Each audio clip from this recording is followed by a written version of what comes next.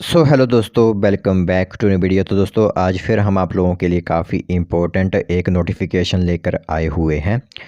तो हमारा जो केंद्रीय विद्यालय होता है, आप लोगों को पता ही है कि केंद्रीय विद्यालय की विभिन्न शाखाएं जो वो हिमाचल प्रदेश में स्थापित हैं, जो कि शिक्षा मंत्रालय है, भारत सरकार के अधीन एक स्वायत्त निकाय है जो कि आप लोगों को शिक्षा प्रदान करता है स्टूडेंट्स को।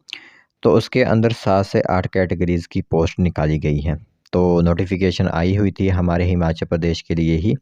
तो सोचा हमारे बेरोज़गार जो युवा इस समय पढ़े लिखे युवा हैं, उन सभी को इस इन्फॉर्मेशन के बारे में एक बार अवगत करवा देते हैं। फिर आगे फॉर्म भरने हैं या फिर नहीं, वो आप पर ही डिपेंड करेगा। साथ ही साथ जो रूल्स रेगुलेशंस हैं इसके लिए वो भी हम आप लोगों को बता देंगे, ठीक है?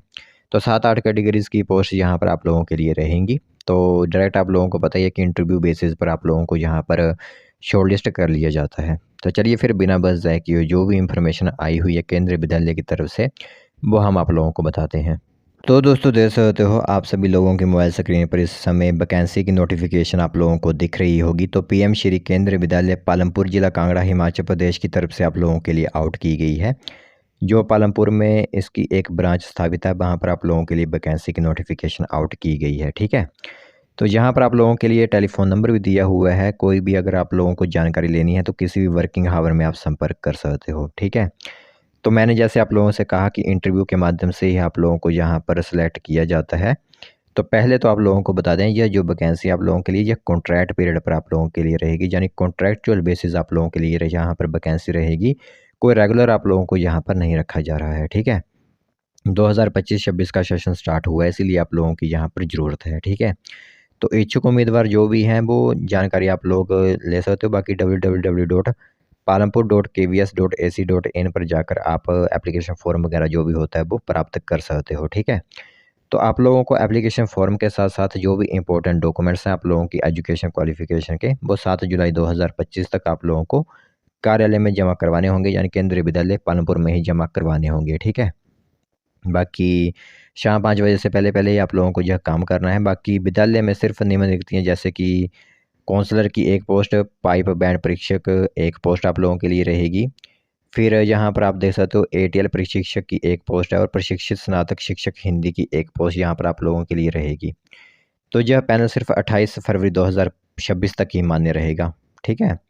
यानी आप लोगों की जो सेवाएँ होंगी वो 28 फरवरी 2026 तक ही होंगी, फिर आप लोगों को यहाँ पर जो अब निकाल दिया जाएगा, ठीक है?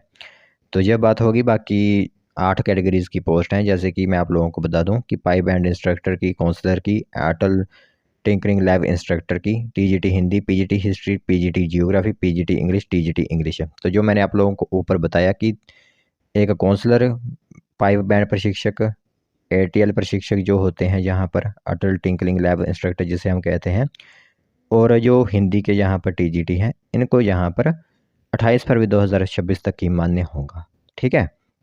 उसके बाद इनको निकाल दिया जाएगा। बाकी जो यहाँ पर मैंने दूसरे इन्फॉर्मेशन बताई, वो यहाँ पर जो वो लगे रहेंगे, और सही पाया गया जो केवल उन्हीं उम्मीदवारों का साक्षात्कार यहाँ पर लिया जाएगा, ठीक है?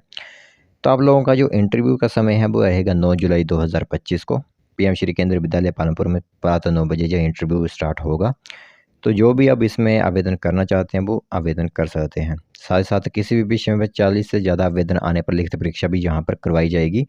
अगर 40 से ज़्यादा कैंडिडेट वहाँ पर पहुँच जाते हैं तो आप लोगों की वहाँ पर फिर रिटर्न हो जाएगा, ठीक है?